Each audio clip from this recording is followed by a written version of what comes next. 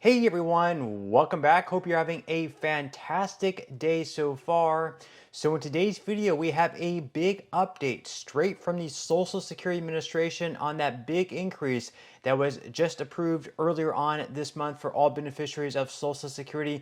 You should start seeing that increase in your checks over the next few months. But again, we do have a big update on what that increase entails, who can expect to receive it, and when, along with other questions that they answer in their Q&A. But before we go ahead and dive into it for today, if you would like to receive up to $200 in free stock or $200 in free cash, in a pinned comment below, I will be leaving a link to Robinhood.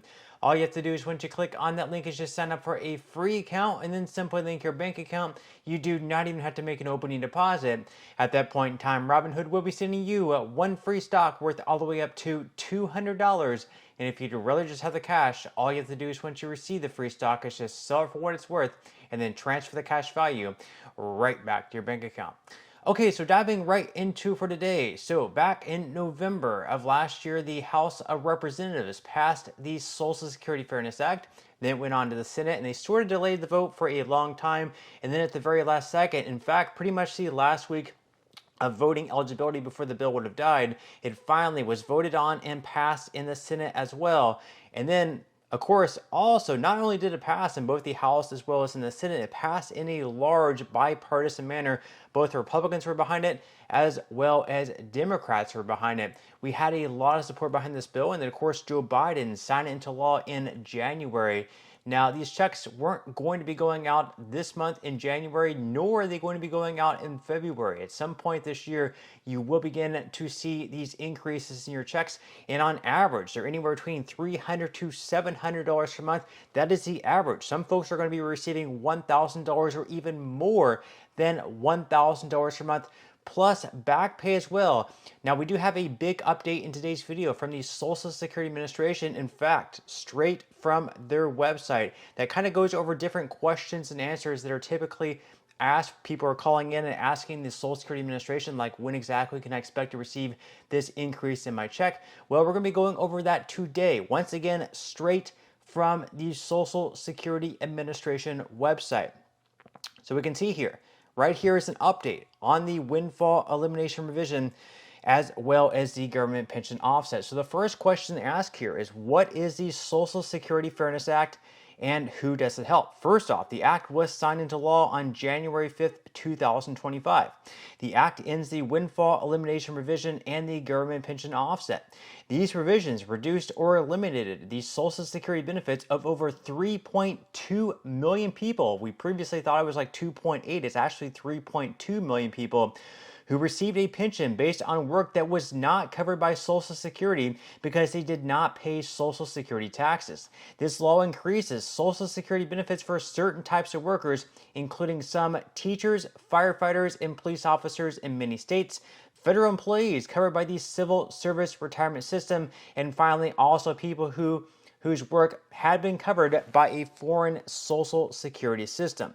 Now, the second question here is, will every teacher, firefighter, or police officer or public worker receive a benefit increase just because of this new law? They say not necessarily. We know that some press articles have mentioned teachers, firefighters, police officers, and other public employees when discussing the Social Security Fairness Act.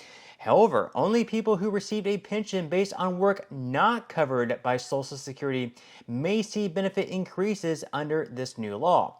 Most state and local employees, about 72%, work in Social Security covered employment where they pay Social Security taxes and are not affected by the WEP or GPO. Those individuals will not receive a benefit increase due to the act. So there's sort of this misconception out there that just because you work for the government, you are not covered by Social Security. As they say there, about 72% actually do work in Social Security covered employment. So those folks, whether it's you, a friend, a family member, you will not be impacted by this bill, unfortunately, I guess in a good way or a bad way, and receive this benefit increase. Now, another FAQ is, by how much may a person's monthly benefit increase? They say the amount monthly benefits may change can vary greatly, depending on factors such as the type of Social Security benefit received and the amount of the person's pension. Some people's benefit will increase very little, while others may be eligible for over $1,000 more each month. Now, we covered this earlier on in today's video and throughout the past month or so, that the average benefit is actually going to be anywhere between $300 to $700 for the increase. But they do mention there that some people are going to be receiving well over $1,000 at the upper tier end. Just imagine that, receiving a $1,000 per month increase, not to mention all the retroactive back pay that you are going to be receiving dating all the way back until January of 2024. We are going to be going into that in just a little bit later. Also, when exactly you can expect to start receiving these increased payments. Now, another FAQ here is, when will a person see their Social Security benefit increase because of the Social Security Fairness Act? They are actually very vague here, unfortunately, but they do get into a little bit more of a clear-cut answer later on in today's video. So they said that SSA is finalizing its plan to implement the act while limiting negative effects on our regular workloads and services to the public. We cannot yet provide an estimated time frame for when we will adjust a person's past or future benefits, but we will continue to provide updates on this webpage. We thank the public for its patience. So again, not a clear-cut answer. They're not saying March, they're not saying April, they're not saying May, they're not saying the summer, they're not saying the spring, they're not saying the winter. They're not giving us any sort of time frame there. But later on in today's video, we are going to be breaking down sort of a more clear-cut time frame, trust me, and you may or may not be all that happy with the answer. So let's go ahead and continue on with another frequently asked question. They say, for someone already receiving benefits affected by WEP or GPO, how far back might they receive increased benefits under the Social Security Fairness Act? So December 2023 is the last month that WEP and GPO will apply.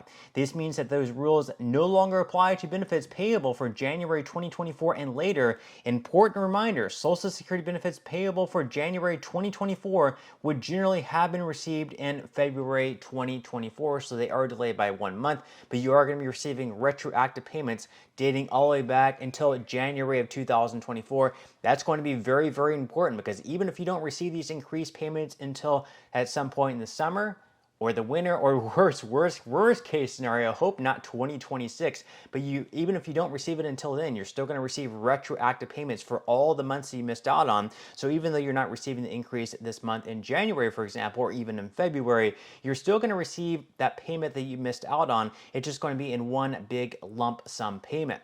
Now, another one of the big questions here is, what should people do now that the Social Security Fairness Act is law? So they say that because the GPO could reduce or eliminate Social Security spouses or surviving spouses benefits, some non-covered pension recipients may have never applied for benefits. So if that's the case, if you never applied for benefits, or if your spouse never applied for benefits, or someone else's spouse that never did, I say that if you never apply for spouses or surviving spouses benefits, you may need to file an application. The date of your application might affect when your benefits begin. Filing sooner might help you get a higher benefit amount. Now, of course, the most convenient way to apply for retirement or spouses benefits is online, straight at ssa.gov/apply, and the online application will still collect pension information until the application is changed. However, SSA will not offset the benefit. The survivor benefit application is not available online, and for those people, you should call 1-800-772-1213. Now, they say if you are not sure whether you ever applied for spouses or surviving spouses benefits, you may need to file an application. The date of your application might affect when your benefits begin, and filing sooner obviously might help you get a higher benefit amount. Now, finally, this last question sort of clears up the time frame. In this question, they are asking, what challenges does SSA face implementing the Social Security Fairness Act? They say that SSA's ability to implement the law in a timely manner and without negatively affecting day-to-day customer service relies on funding. The Act did not provide money to implement the law. The law requires SSA to adjust the benefits for over 3 million people, and since these laws' effective date is retroactive, SSA must adjust people's past benefits as well as future benefits. And though SSA is helping some affected beneficiaries now, under SSA's current budget, SSA expects that it could take more than 1 year to adjust benefits and pay all retroactive benefits. So there you have it, according straight from the Social Security Administration website. Hopefully they're just trying to keep our hopes low by mentioning that it could take more than 1 year. If that's the case, if it does take more than 1 year, we're looking at a 2026 timeframe, when previously we were probably expecting maybe April, May, June, worst case scenario, July. And again, maybe they're trying to keep our, our expectations low. That way, if they do come out and actually have the increase come out in July instead of 2026, we're like, wow, the Social Security Administration is great at what they do.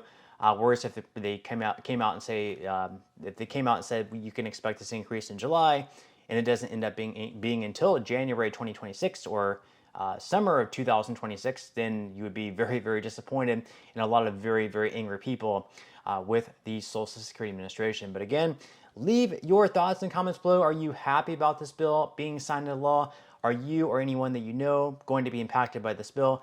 Leave your thoughts and comments below. I would definitely love to read them, but that's all we have for today's video, and I will see you in the next one.